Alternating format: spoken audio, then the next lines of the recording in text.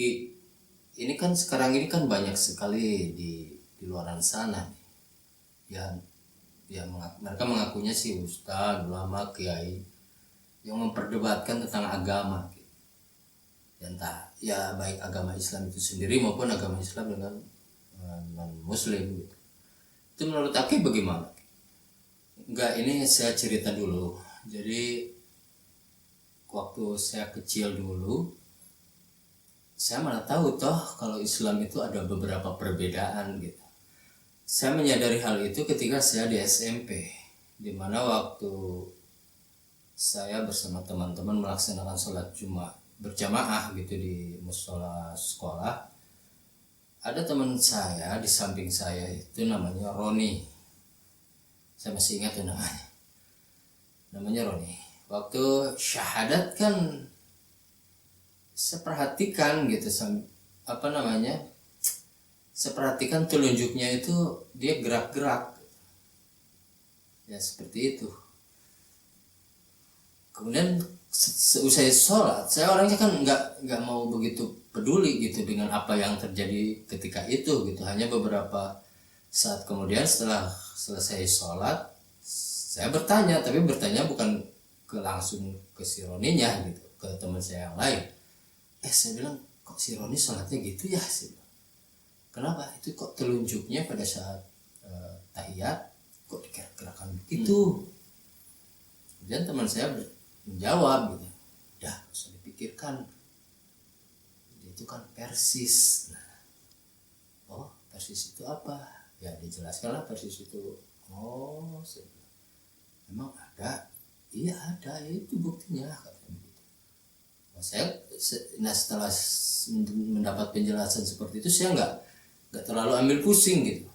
Kalau teman saya yang itu, yang si Roni itu, dia Persis gitu, Islam Persis. Tapi kemudian setelah saya di SMA pun perbedaan yang saya maksud itu semakin nampak gitu. Ya mungkin karena entah itu karena pergaulan di SMA itu kan lebih luas, kemudian teman-teman kitanya juga lebih kompleks gitu, sehingga perbedaan itu terasa gitu. Karena ada beberapa teman di SMA itu yang menganut paham-paham yang berbeda dengan kita pada umumnya gitu. Tapi perbedaan tersebut tidak menjadi sebuah permasalahan yang begitu signifikan gitu, enggak sampai terjadi reaksi di antara kami gitu ya. Kami melaksanakan sholat berjamaah bareng dan it's not problem gitu pada saat itu. Hanya ya memang khususnya saya kadang-kadang kok ada beda ya gitu. Tapi saya tidak mempermasalahkan itu gitu. Karena beberapa teman saya yang tahu tentang hal itu, dia menjelaskan bahwa oh ini begini. Oh ya sudah, gitu. Saya bilang begitu. Nah, ketika saya saya kan waktu itu tinggal di Bandung ya.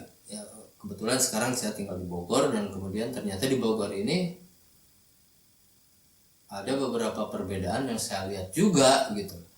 Terlebih lagi setelah era reformasi ini kan perbedaan, terutama perbedaan dalam sholat Id, terutama ya sholat Idul Fitri terutama, kemudian ya pada bulan Ramadan itu terutama kan lebih terlihat gitu, berbeda dengan zaman ketika Pak Harto dulu kan semuanya istilahnya meskipun ada perbedaan tetap mengacu pada pemerintah. Tapi ketika reformasi ke sini semua nampak terlihat jelas gitu perbedaan itu. Bahkan sampai pihak yang duluan sholat Idnya, dia melaksanakan sholat Id terlebih dahulu, dan itu nampak jelas gitu, nggak kayak dulu. Kalau kayak dulu kan meskipun mereka sudah tiba sholat Id menurut mereka menunggu untuk melaksanakan sholat Id bersamaan, tetap sholat Idnya bersamaan gitu. Jadi terkait dengan perbedaan tersebut, saya pikir perbedaan itu saya rasa tidak berkelanjutan gitu, tapi ternyata kok perbedaan ini malah semakin tajam, semakin diperuncing, semakin menggelora gitu di antara mereka itu gitu. Dan saya berpikir buat apa sih diperdebatkan perbedaan itu? Karena kalau mau diperdebatkan, seperti tadi saya ambil contoh dari awal, dalam hal sholat saja sebetulnya sudah banyak perbedaan, Kang. Contoh kecil yang bukan contoh kecil sebetulnya, karena memang ada yang memperbesar masalah itu. Dalam hal usholi saja, saya lihat nonton video di TikTok gitu, dia sambil seperti sayembara atau apalah gitu, siapa yang menemukan dalil tentang usholi dan sebagian dia akan begitu. Saya pikir itu ya, kalau misalkan memang mau diperdebatkan, sholat saja banyak sekali hal yang memang harus diperdebatkan, kalau memang harus diperdebatkan gitu perbedaan itu. Karena apa? Di dalam sholat pun banyak perbedaan gitu, Kang. Ya, contoh kecilnya tadi dari usholi saja kita sudah ada yang katanya harus memakai, ada yang tidak. Kemudian dari segi angkat tangan pada saat takbiratul ihram, itu ada yang seperti ini dan ada yang begini, ada yang ini melebar, pokoknya bermacam-macam. Kenapa itu nggak diperdebatkan gitu? Kenapa itu nggak dipermasalahkan? Kemudian pada saat ruku, pada saat sujud, ada yang telapak tangan duluan, ada yang lutut duluan. Kenapa kok itu nggak diperdebatkan? Padahal itu berbeda. Cobalah ya, yang mengaku ustadz, ulama, kiai, dan ya yang di luaran sana, tolonglah gitu. Kami ini umat muslim yang ada sekarang ini butuh tuntunan, bukan butuh tontonan kalian yang berantem, bukan. Kami butuh tuntunan, butuh bimbingan dari kalian. Ya, kalau kalian semua gentleman, ketika ada yang mengatakan seperti ini, tolong dong kalian selesaikan secara bermusyawarah, secara berdiskusi, seperti halnya Rasulullah dulu. Ketika ada permasalahan selalu berkumpul dengan para sahabatnya untuk berembuk mencari sebuah solusi dari permasalahan yang ada. Bukan seperti kalian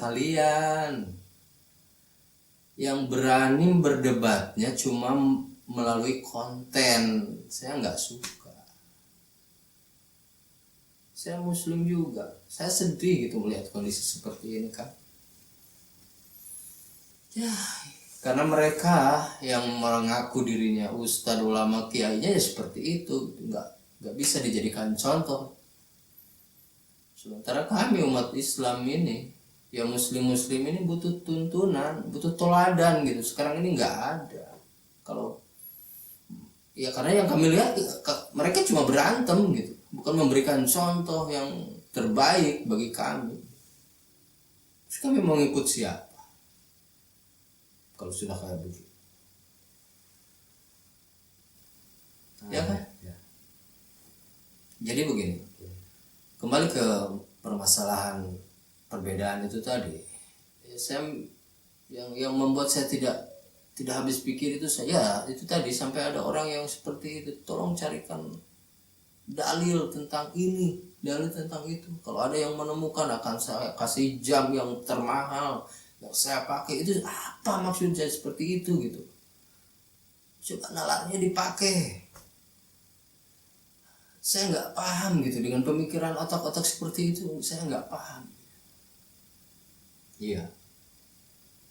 Dan ini buat netizen, tolong kalau ada sebuah pertanyaan, ini contoh, ini saya pernah nonton di TikTok kalau nggak salah, atau ya intinya disebar juga sih video itu. Jadi pertanyaan katanya, apakah mungkin Allah menciptakan sebuah batu yang lebih besar sehingga Allah sendiri tidak bisa mengangkatnya, katanya begitu.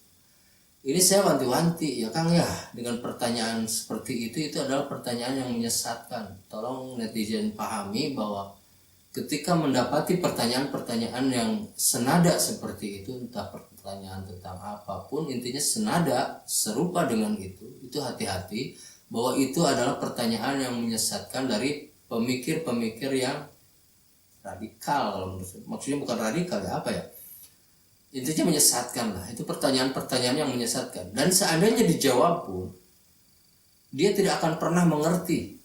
Itu sudah pasti, karena ya kita ini seperti kembali ke zaman jahiliyah loh Kak. Kalau ya sifatnya kalau kayak begini, sepertinya kita kembali ke zaman jahiliyah. Mengapa? Terlebih lagi zaman sekarang ini semua pada pintar, semua pada maju, tapi pemikirannya pada bodoh gitu. Ya pemikirannya kembali ke zaman jahiliyah. Mereka banyak bertanya hal-hal yang memang tidak perlu untuk ditanyakan gitu. Iya dong. Ya Rasulullah pun pernah menyampaikan bahwa suatu saat di antara kaumku akan ada yang namanya perbedaan paham atau ikhtilaf. Ya perbedaan paham ini maksudnya apa?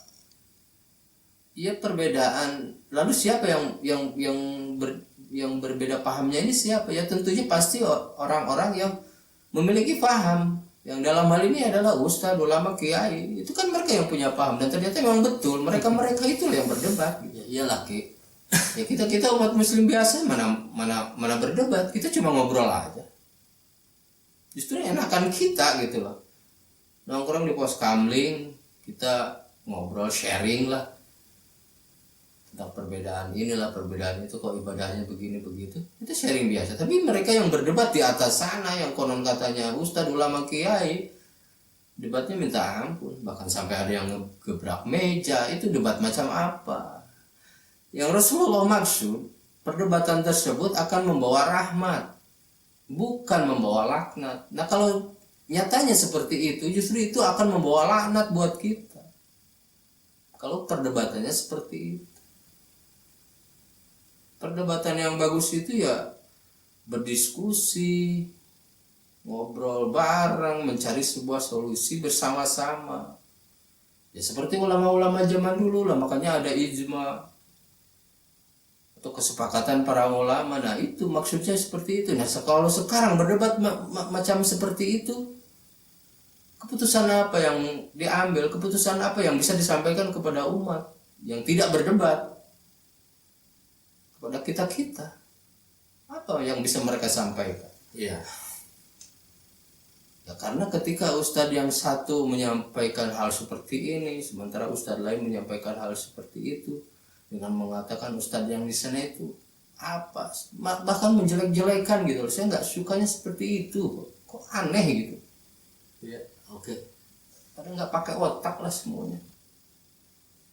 Ya ngaku-ngakunya aja ustadz, ulama, kiai, tapi kok perilakunya seperti itu. Oke.